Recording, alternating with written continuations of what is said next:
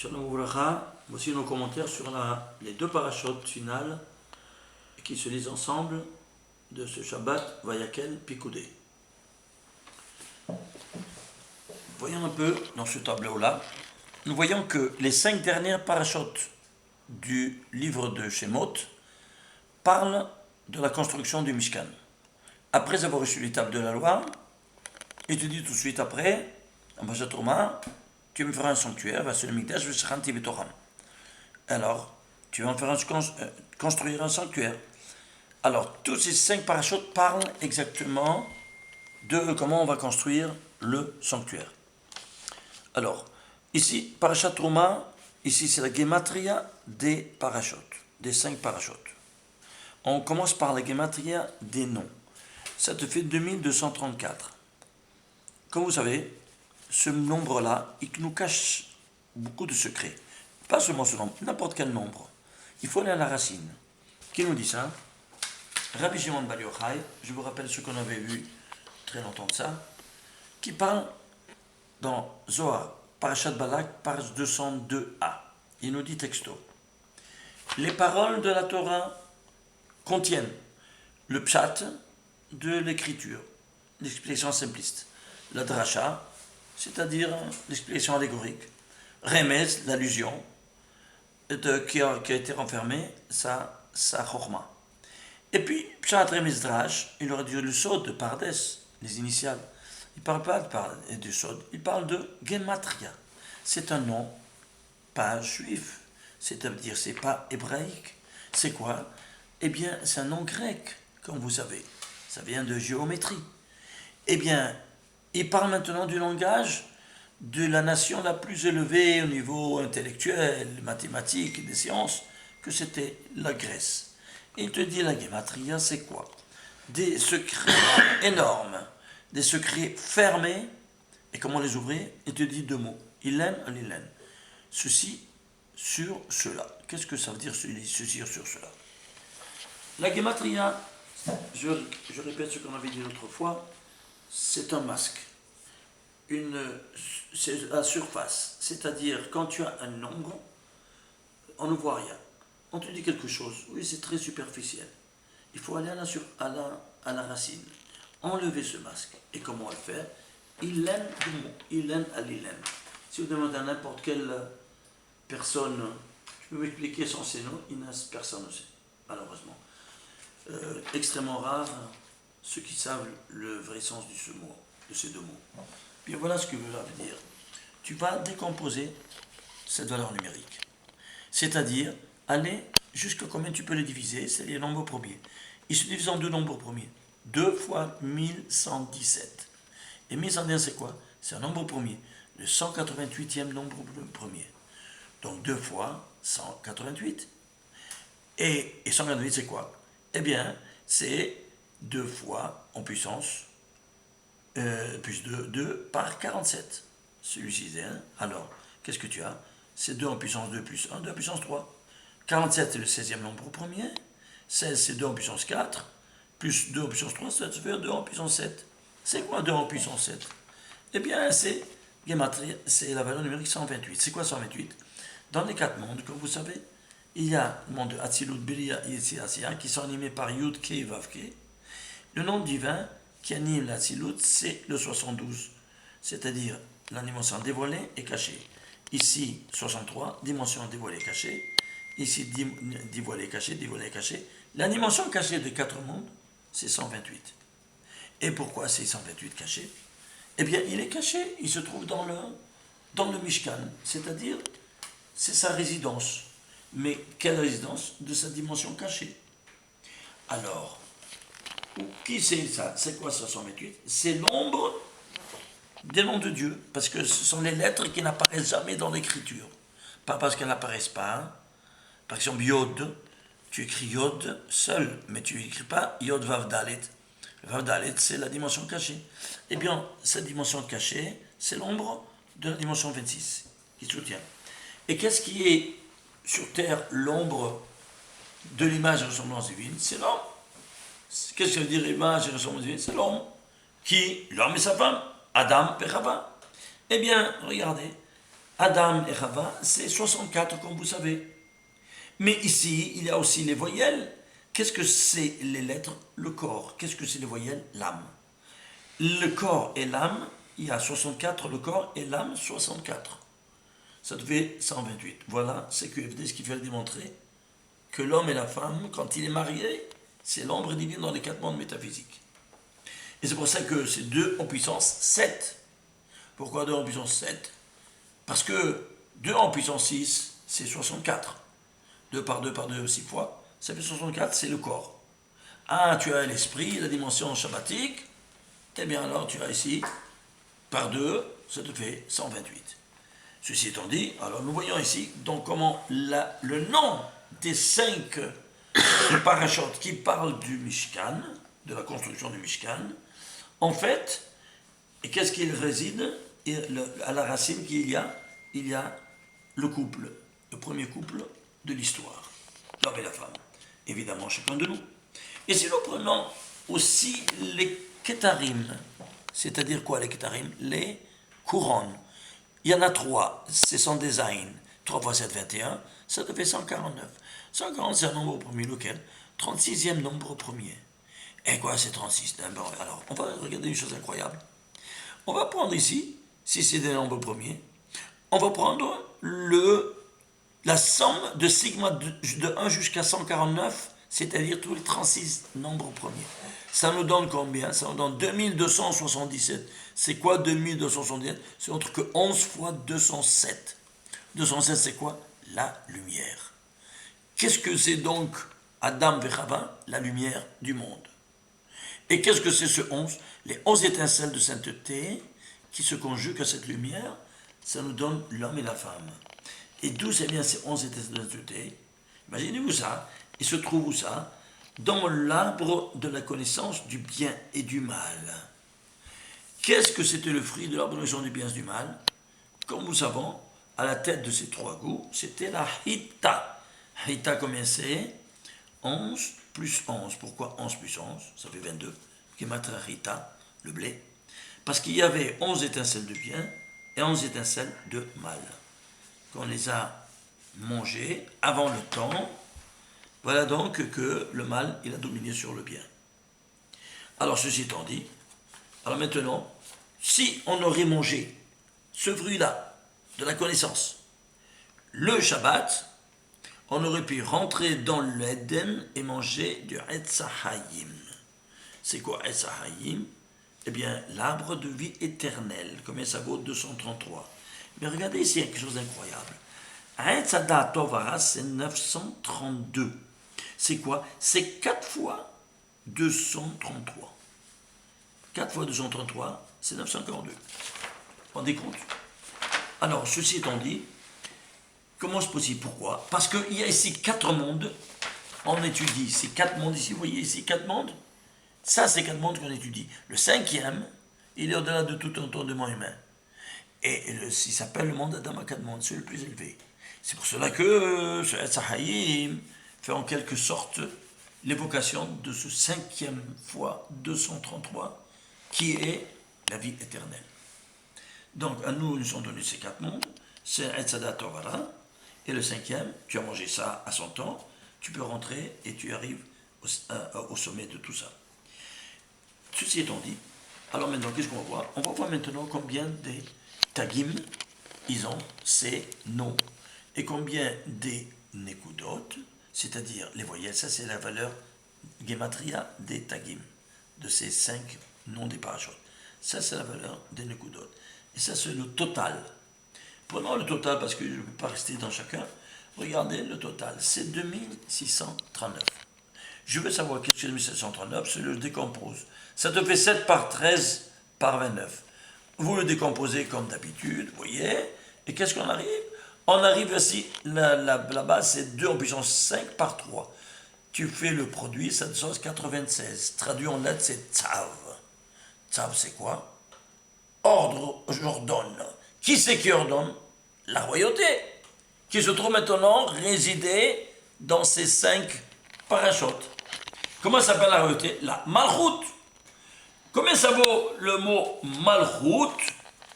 Imaginez-vous ça. Malchut, ça vaut 499. 499, c'est quoi? C'est un nombre premier. Lequel? Le 96e nombre premier. Incroyable. Lequel? 96e nombre premier, c'est 499. 499, la Malchut, c'est la royauté. Alors tu vois que tout est interrelationnel de manière la plus spectaculaire. Ceci étant dit, voyons combien des versets, ils sont tous les 550 versets. Tous les 5 parachutes. Et c'est quoi 550? C'est 11 fois 50. C'est 11 étincelles de bien qui résident, où ça? Dans l'Éden. Où ça?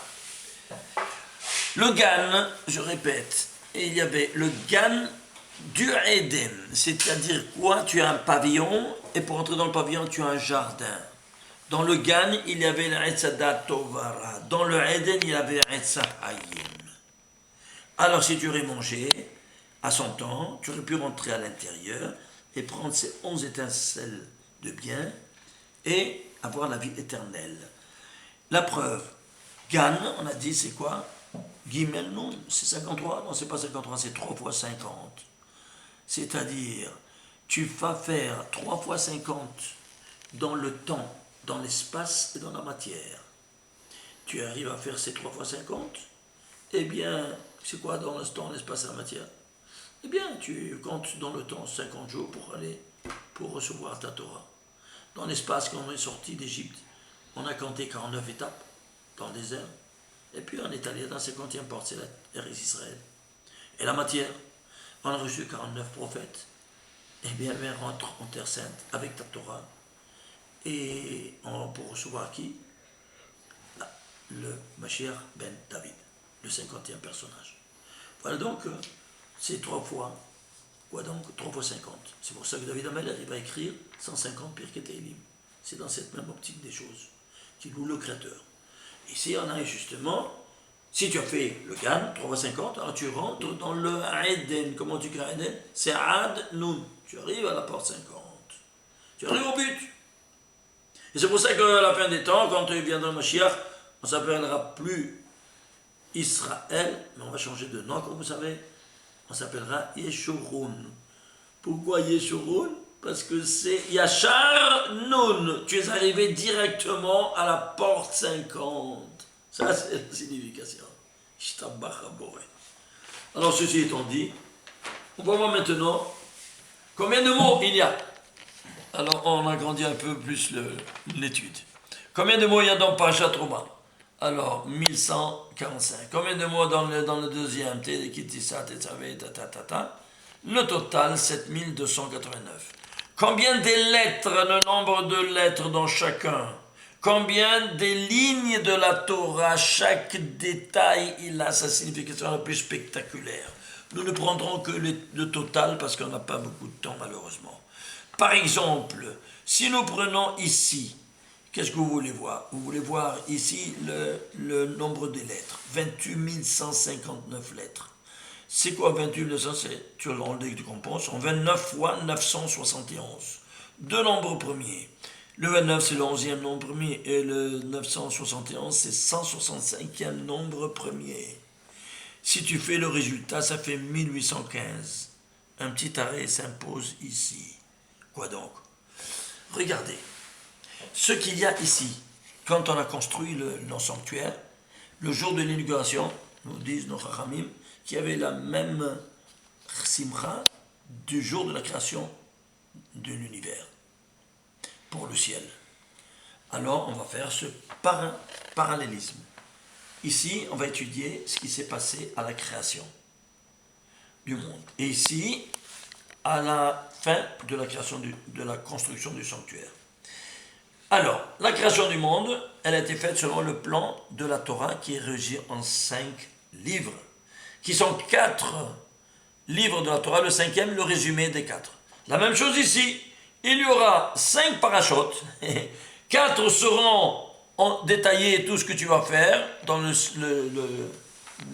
construction du sanctuaire, et le 5e, c'est un résumé. La même chose. Incroyable. Peut-être c'est le jeu du hasard, on en voit. Ici, la fin de la création, On trouve quoi? 92 éléments fondamentaux créés dans tout l'univers.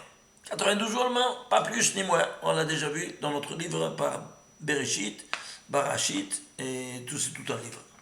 Très bien, alors 92 éléments fondamentaux dans le tableau de Mendeleïev. Alors, si ainsi, eh bien, là, ici, la fin de Parashat Pigoudé, il a 92 versets. C'est drôle, hein? Le résumé total. Ici, qu'est-ce qu'il y a? Il y a 12, donc les éléments, 92 éléments fondamentaux, ça fait que chacun, les 92 éléments fondamentaux, c'est 92 électrons. Et s'il y a un électron qui rentre en collision avec l'autre dans sa trajectoire, c'est la bombe atomique, c'est l'explosion atomique. Alors Dieu, il a donné à chacun un masloul, c'est-à-dire une autoroute. La première autoroute, elle renferme 2, elle est saturée. C'est terminé. S'ouvre une deuxième autoroute avec 10 saturations. La troisième autoroute, c'est 18, et ainsi de suite. Combien des autoroutes il y a pour qu'il n'y ait pas de collision? 10, il a fait 18 couloirs. 18 couloirs, oui. Eh bien, on va prendre ici Parashat Pigoudé du jour. Il y a 18 fois le verset Ka'asher Tziva Hashem El Moshe. C'est-à-dire, on répète maintenant tout ce qu'il a fait, en résumé ici, il te dit, il a fait ça selon l'ordre divin. Il a fait ça selon comme il a dit, donc 18 fois, 18 fois. Incroyable, hein? Ici, qui c'est le personnage clé? Adam. Et ici, qui c'est le personnage clé dans l'inauguration sanctuaire? Eh bien, c'est Aaron HaKohen, le grand Kohen Gadol, le premier Kohen Gadol de l'histoire. Eh bien, Aaron, ce n'est autre que les initiales de Adam Harishon Rosh Nivraim. Aaron. Je répète, Adam Harishon Rosh Nivraim, à la tête de toutes les créatures. Et ça, c'est Aaron. Je t'embarque, moi. Aaron. C'est clair? Et tu parles d'Adam. Donc, il est le contrepoids. Ici, de Bereshit jusqu'à la Hassot, le récit des 7 jours est rédigé en 1815 lettres. Ici, toutes les 5 parachutes sont rédigés en 28 159, que tu le décomposes, ça sort combien? 1815. 1815, nombre premier. En lettres, parce que ça c'est en lettres, nombre de lettres, ici, nombre de lettres. Jeu du hasard, incroyable. Hein? Vous voyez cette dimension incroyable? Ce parallélisme incroyable. Avançons. Dans 1815 lettres, il y a, quoi donc? Il y a 184 fois 26. C'est quoi 184 fois 26?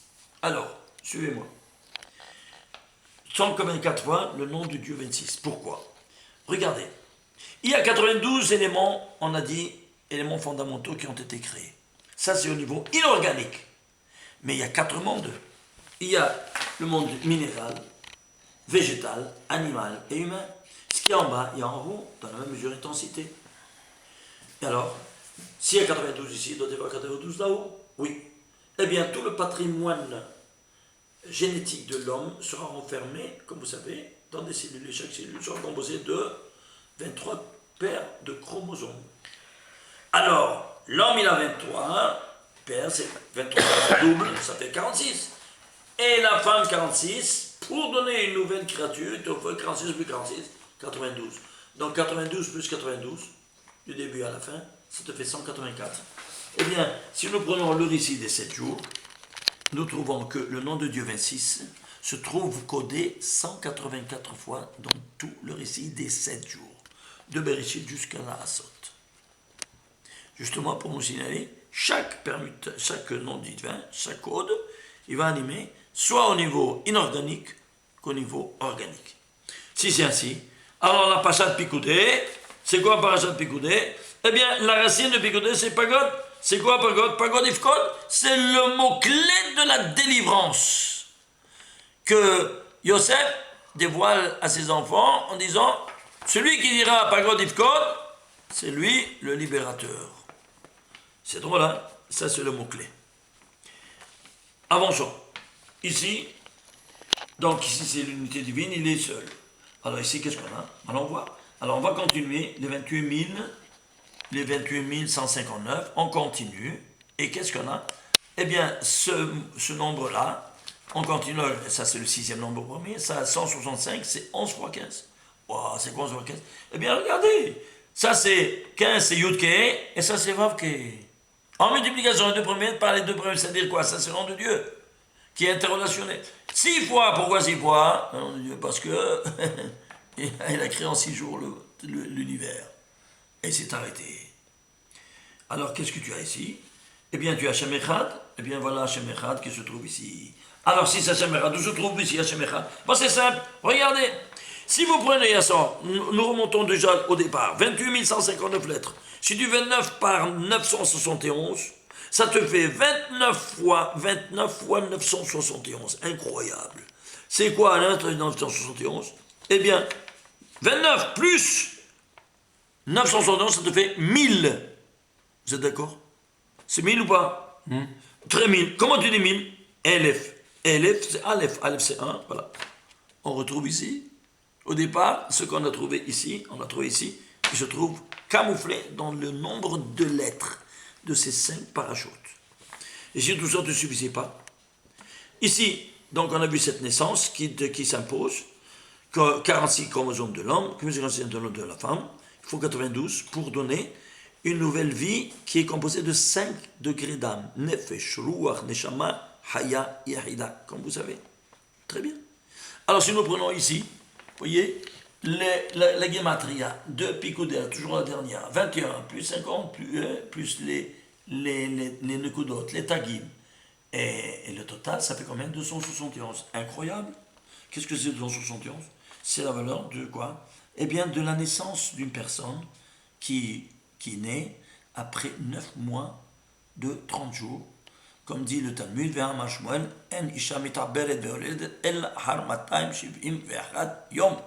c'est-à-dire après seulement que au 271e jour. C'est la gematria aussi de Herayon, grossesse. C'est-à-dire le mot grossesse renferme en son sein combien de jours elle doit passer dans cet état. Alors ceci se permettent, qu'est-ce qu'on a? Eh bien, ce 5e paracha, puisqu'il y a 5 degrés, 5 parachas, tu trouves qu'il a 92 versets, on a dit. 92 versets, oui. Alors, vous voyez, 92 versets, ici, 92 versets. Mais ces 92 versets, il a 50 les tagim, plus comment ça s'appelle, les tagim et les nekudot, et la gematria du mot Pekuda. Combien ça te fait? 271. 261 jours. Et il te dit exactement le mot Pekuda. Parce que, par contre, la délivrance, elle vient après 261 jours. Ceci étant dit, on a commencé un peu à voir les choses. Maintenant, si nous prenons par exemple, regardez les choses incroyables, si nous prenons le nombre parmi les 28 159 lettres, il se trouve, prenons le mot Mishkan. Mishkan, c'est quoi? C'est le sanctuaire. Eh bien, le même, il se trouve 2222 fois dans ces 5 parachutes, dans 28 159. 2222. Le Shin, il se trouve 1821. Le Chaf, il se trouve 957 fois. Et le Nun, 1257 fois. Le total, c'est 6257. C'est quoi 6257? Un nombre premier. Lequel? Le 814e nombre premier. C'est quoi 814? Ce n'est autre que le nom de Shakai, écrit en entier, Shin, Dalet, Yod, qui n'est autre quoi qu'une mezouza, la fonction de la mezouza qui te protège dans toutes tes entreprises. Où ça? C'est toi à la maison. Et quand le Mishkan, il se trouve au sein de la nation juive, c'est comme une mezouza pour toute la nation juive. Incroyable. Vous voyez ça? Ça, c'est la fonction chez Amat et Ramadai, et qui vient te protéger comme la mezouza. Ceci étant dit, alors on va voir maintenant un pas ultérieur. Ce 233 là, que c'est Asahaïm, allons voir à qui ça donne la vie. Alors on va à la racine. Qu'est-ce qu'on va faire? On va prendre ici, et le 233 c'est quoi? C'est un 52e nombre premier. Et tu vas faire le sigma de 1 à 233, tous les 52 nombres premiers, c'est tout ça. 5351, qui est un nombre premier, qui est le 709. 709 est un nombre premier, le 128, un nombre premier, 128, c'est quoi? Donc, puissance 16, on retourne au départ, que quoi? que c'est l'homme et la femme. Je n'ai pas compris ça. Ici, on a pris ici, Aïtzahaïm. À qui elle donne cette vie éternelle? Le résultat, c'est-à-dire tu prends la somme des 52 nombres premiers de 1 à 233. En nombre premier, ils sont 52. Ça te fait 5351. C'est un nombre premier. Lequel? 709. Et 709, tu ne peux pas le diviser, c'est un nombre premier. Lequel? Le 128e nombre premier. 128, tu vois, on est déjà arrivé là-bas. C'est quoi? C'est 2 en puissance 7. 2 en puissance, c'est quoi? C'est l'homme, Adam et Chava. Autrement dit, quoi donc? Aïsahaïm, c'est quoi? C'est la nourriture qui donne la vie éternelle à qui? À l'homme et la femme. Ceci étant dit pour le Aïsahaïm. Alors maintenant, on va voir maintenant, je donne un petit exemple de ceux qu'ils ont apporté comme donation. Vezot Ateruma, la première paracha, tu dis voilà ce que vous allez vous apporter en donation pour construire le sanctuaire. Asher Tikru Mitam.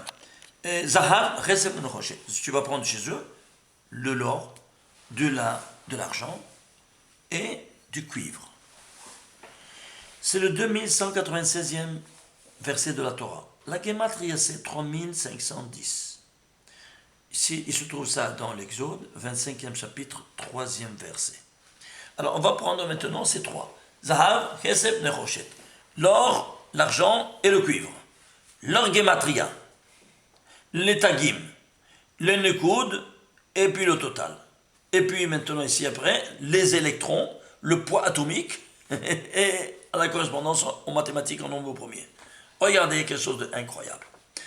Ici, si on fait la valeur numérique simplement des lettres, ça te fait 932.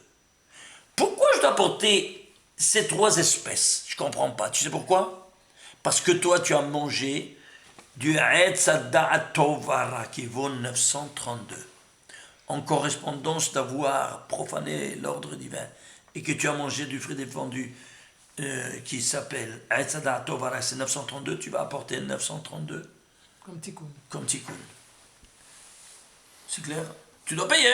C'est une amende à payer. Bon, en quelque sorte, une amende, mais de cette manière, tu fais résider maintenant qui? La présence divine.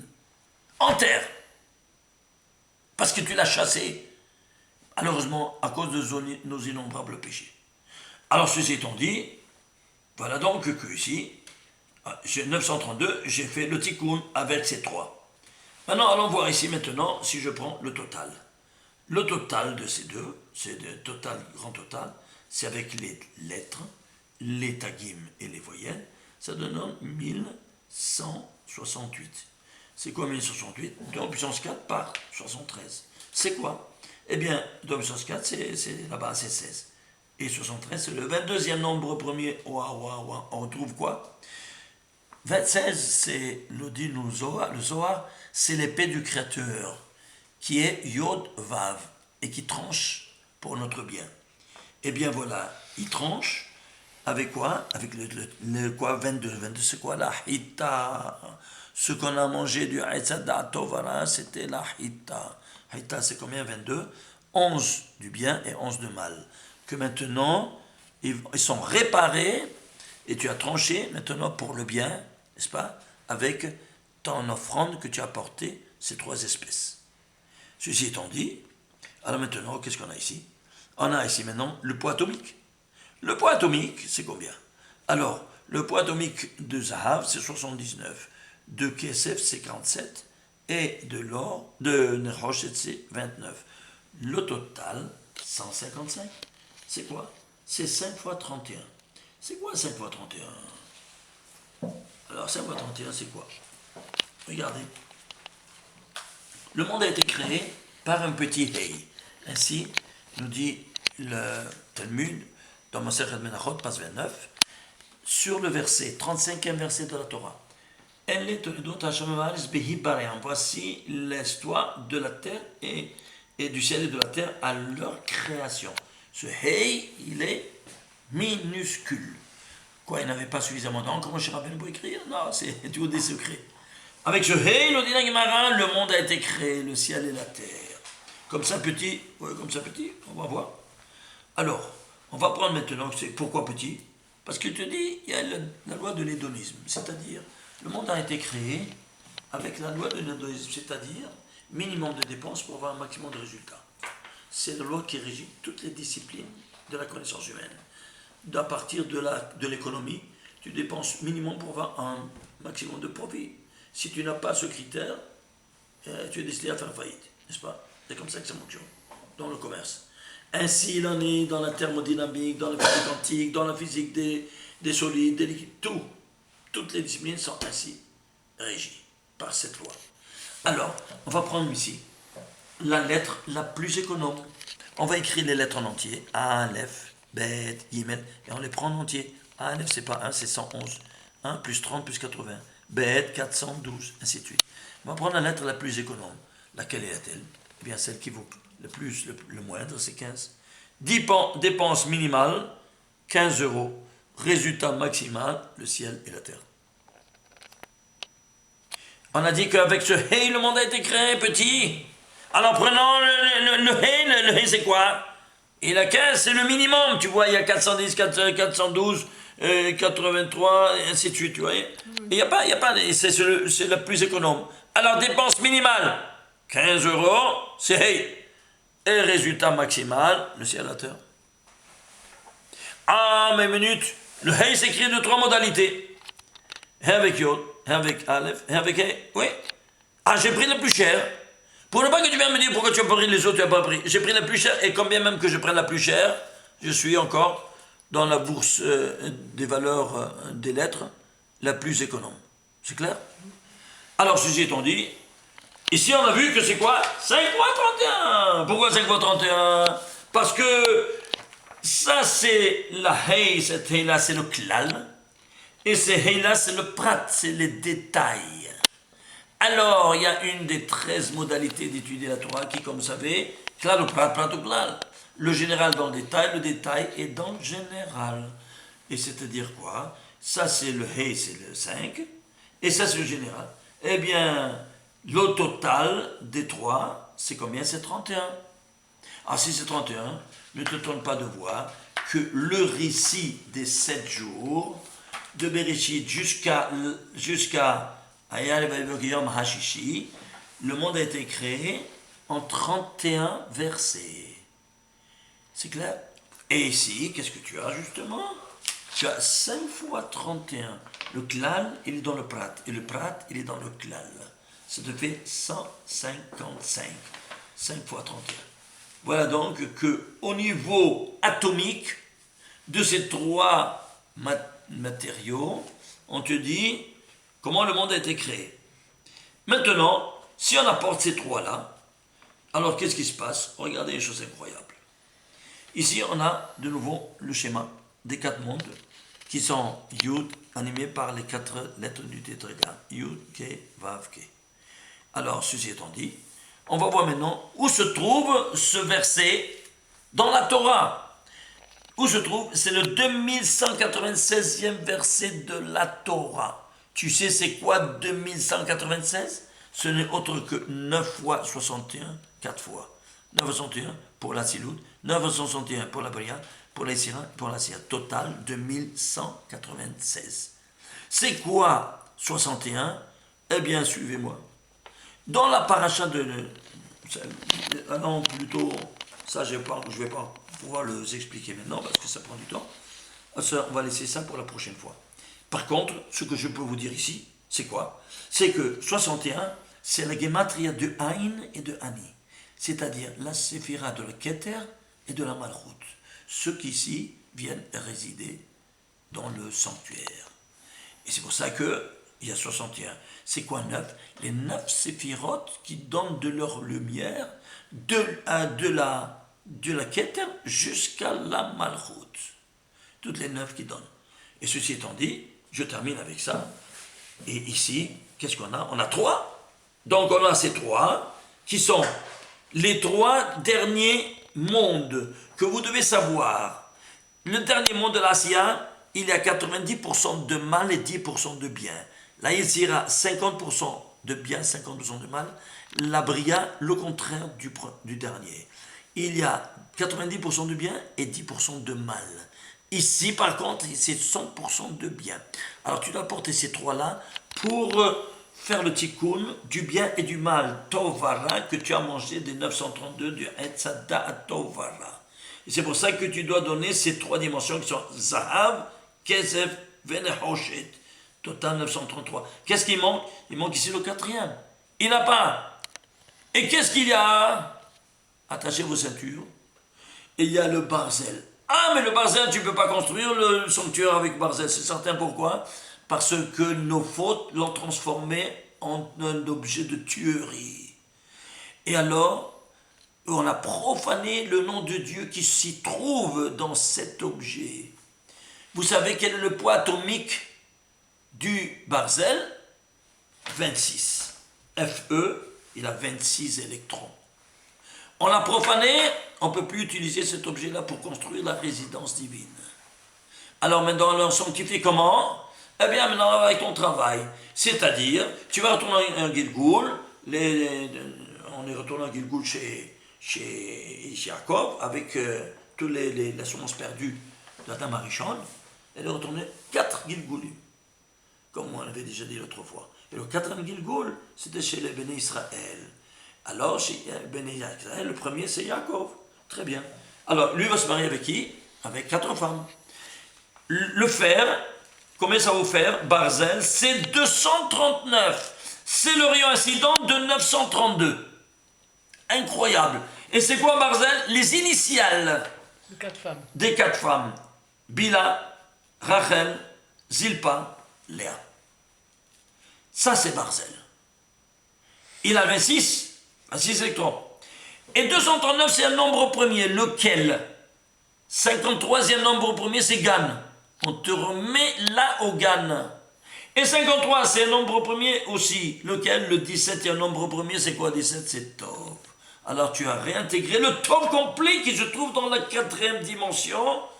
N'est-ce pas? Que ici, c'est 100% de bien. Voilà le 100% de bien à travers le barzel qu'on va réintégrer et qui ne sera plus utilisé pour faire la guerre, mais sera utilisé pour faire la paix. Shabbat Shalom, Mevorach.